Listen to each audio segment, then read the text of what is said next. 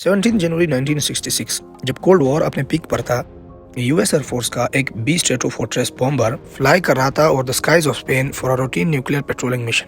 ये mission cold war का एक पार्ट था जिसे नाम दिया गया था ऑपरेशन क्रोम डोम।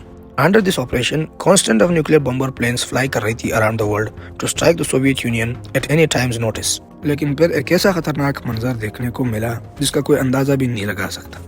मिड एयर फ्यूलिंग के दौरान ये बॉम्बर कोलाइड कर गई with a KC-135 strato tanker और दोनों प्लेन्स एक साथ उसी टाइम एक्सप्लोड कर गई और 4 हाइड्रोजन बॉम्ब्स जमीन की तरफ गिरने लगी और 3 बॉम्ब्स क्रैश कर गई near a small village of Palomares, Spain, जिनमें से 2 बॉम्ब्स ने अपने कन्वेंशनल एक्सप्लोजिव्स को डेटोनेट कर दिया उसी टाइम।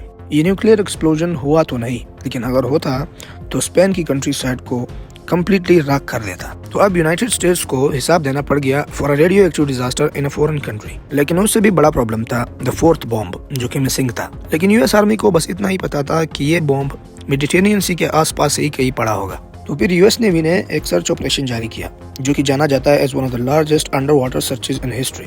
सबमरीन स्कैन करने लगी, डीप सी रोबोट्स डिसेंड कर दी गई थी हजारों फीट नीचे और फिर 80 days full scale search operation जारी रखने के बाद finally the hydrogen bomb was recovered intact 3000 feet under water.